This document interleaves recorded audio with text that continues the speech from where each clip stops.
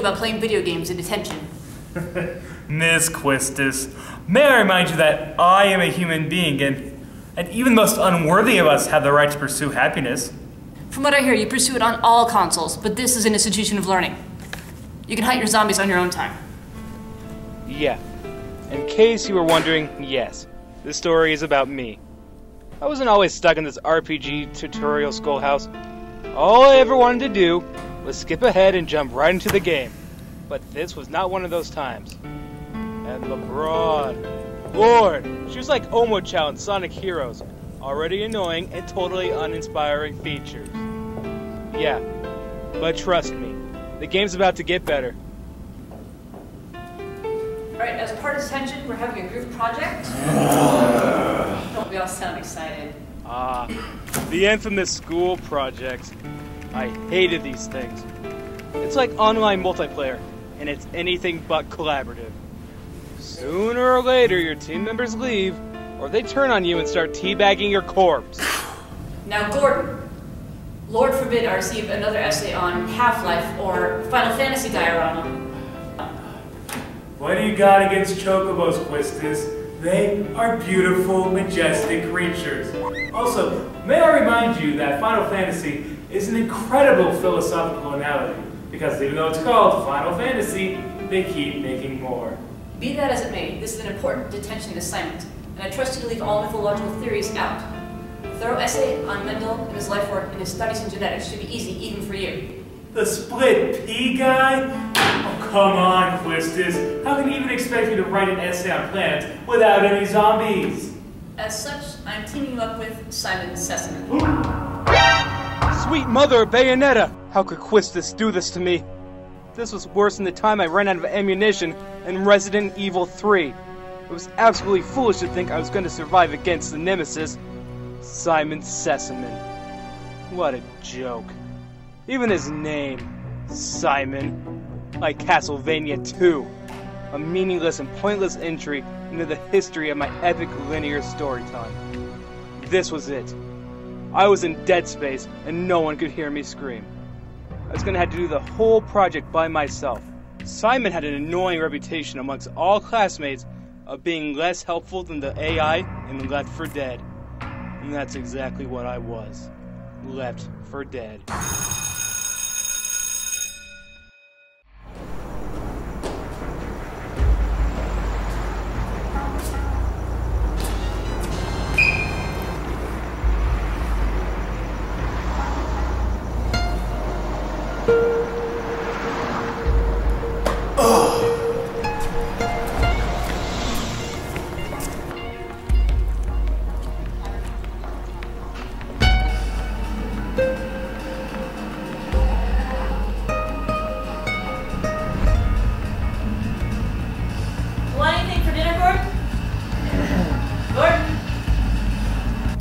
No thanks, Gladys. Okay, well, I'll be back in a couple of hours then. There's some cake in the fridge for you if you want it. The cake is a lie! A convenient plot device to get rid of a non-important character. But it didn't better my situation in the slightest. I felt like a game programmer who had just been asked to generate more interest in the Nokia N-Gage. I didn't know where to start. Simon was more useless than Rob the robot. There was just no point in trying to accomplish anything.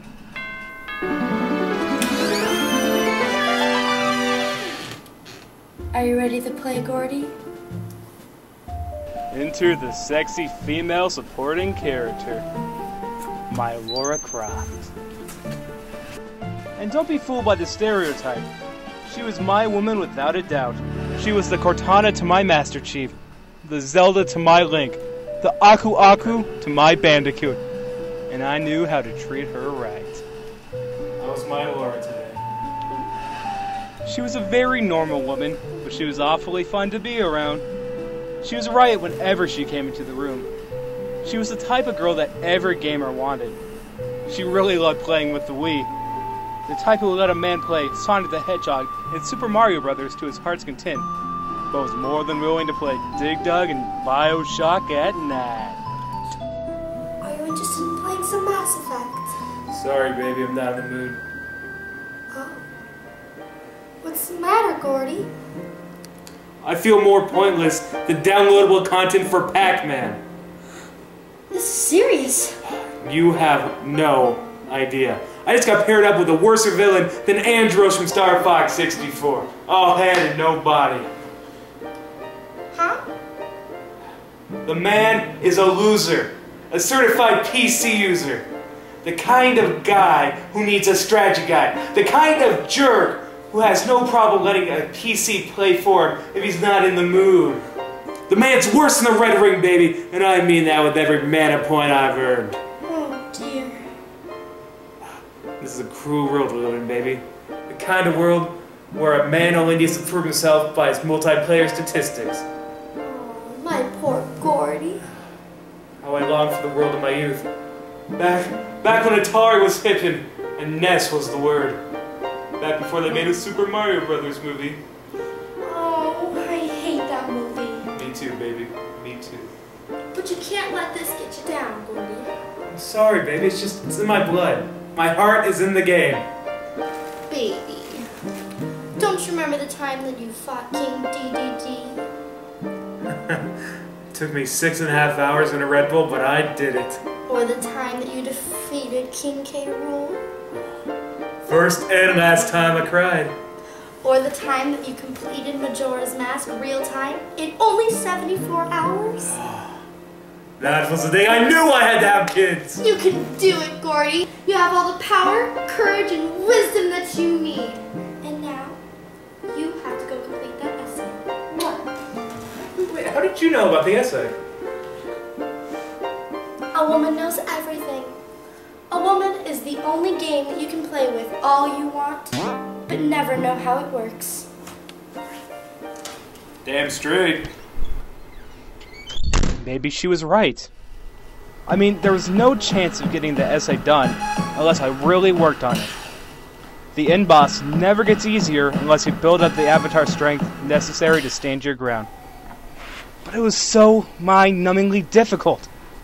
It's like Dragon's Lair.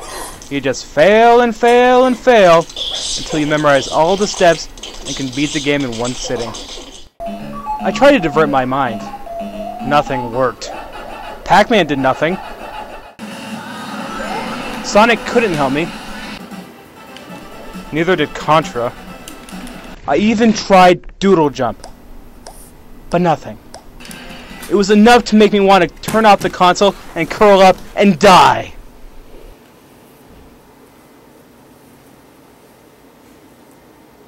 We're the same, Sonic.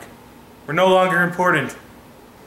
No matter how great our past may have been, there's no future for either of us.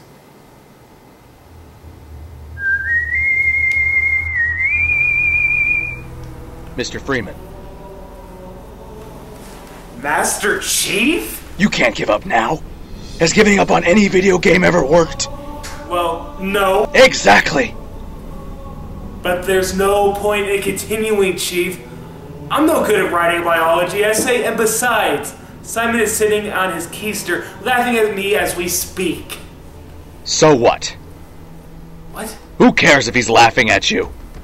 No hero is ever really appreciated. And yes, sometimes the villain doesn't get defeated in the end. Sometimes you lose much more than you gain. But that's all part of the game. The battle wouldn't be worth fighting if there wasn't any opposition worth overcoming, would it? Well, no. No, I guess you're right. Of course I'm right. I'm the goddamn Master Chief! Hell yeah, you are! That's the spirit. But I wouldn't know where to begin. I've never written an essay before in my life. I'm no good at this. Were you any good at Halo when you first started out? Well, no, not really. But you got better and better and better the more you played, right? Right. The same is true for every other video game. Even Pong takes some getting used to. Especially if you played it on the Commodore 64.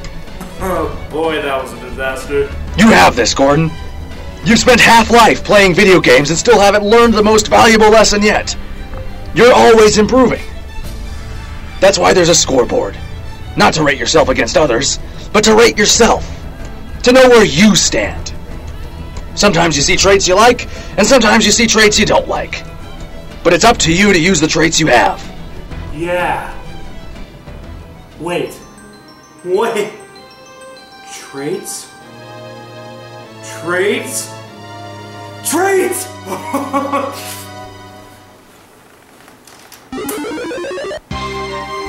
You go get him, Tiger. You go and change the world. Master Chief was right. I wasn't trying hard enough. I just wanted things to be on easy mode, and I wasn't manning up to the challenge. But now I had all the motivation I needed. I felt like Mega Man after defeating Dr. Wily for the 9th time.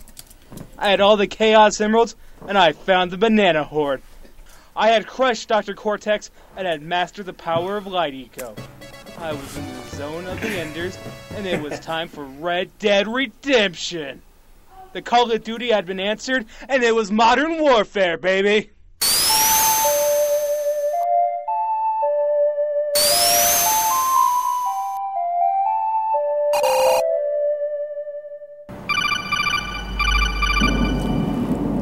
Mr. Freeman, I trust this call is of some importance. It sure is, Simon. I beat the game and now it's time to return the cartridge. As much as I don't trust you or want you to take credit for my accomplishments, I have no choice but to let you copy my files and beat the boss yourself. Cut the talk, Freeman. You of all people should know that talking ruins the gameplay. You're wrong. Metal Gear Solid proved that wrong years ago. I'll be over tomorrow, Gordon. Oh, and by the way, the Sega Dreamcast, that was a piece of crap. Monster!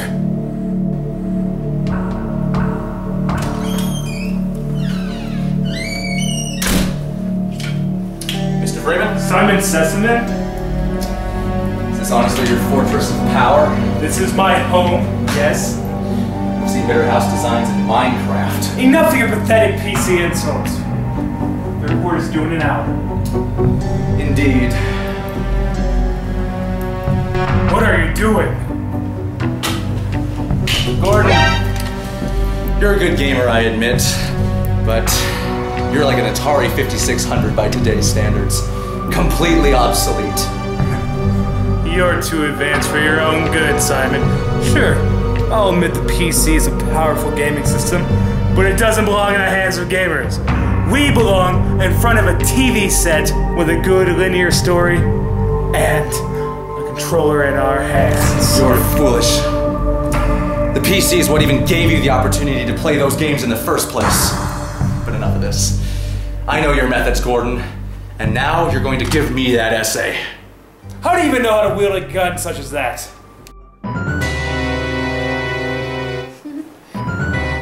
Oh, I see how it is. How can it, Gordon? I can't believe you! After all the time we spent together, the lives we lost and the lives we gained. Us playing Super Monkey Ball and Super Smash Brothers. I even let you handle my joystick. Only a pathetic gamer like you would think that a woman like me would be impressed by an Atari. That's all you girls like. Flashy graphics and a powerful processor. Enough with the game references, Gordon. You're all washed up, Gordon. You're as out of place as a Sega Genesis at Club Nintendo. You've been completely surpassed. Welcome to the real world, Gordon. And in the real world, only people like us survive. Sometimes the only way to truly win a video game is to stop playing it. But you choose to live in your fantasy world. You have no life. And now, prepare to qualify. Oh, my eye! My eye! God, you hit me in the eye, man! God! Oh my God! Just shoot me, man! I did!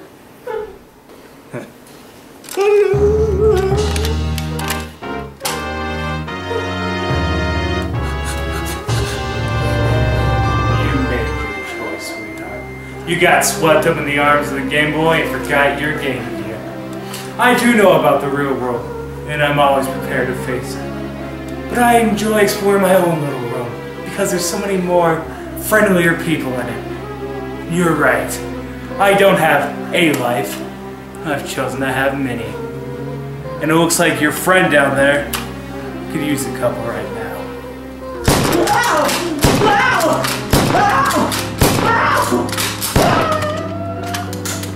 died of dysentery.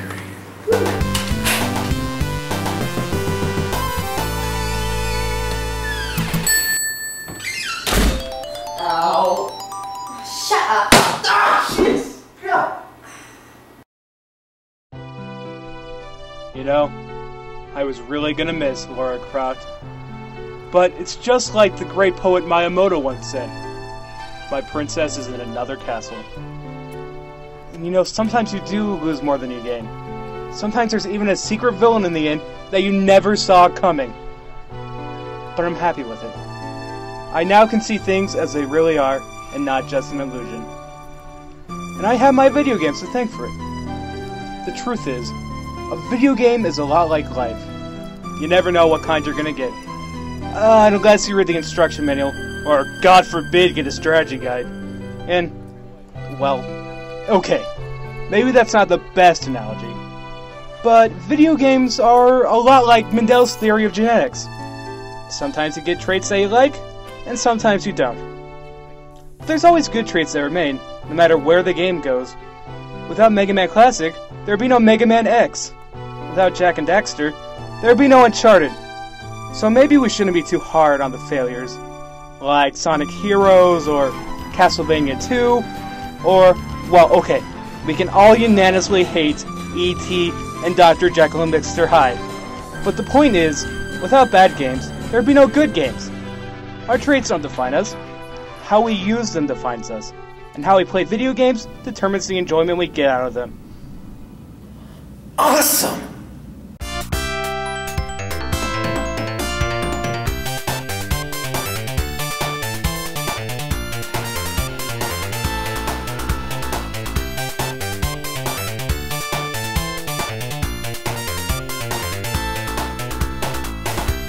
That's all you girls like.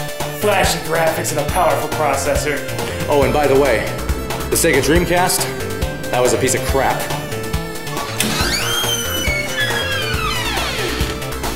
Are you ready to play, Gordy?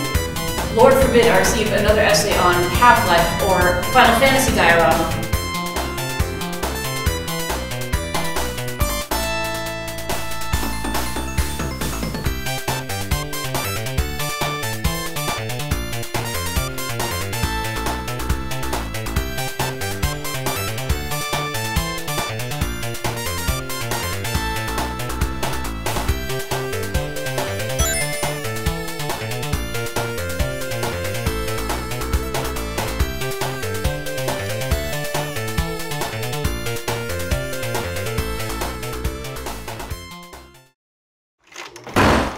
The cake is a lie!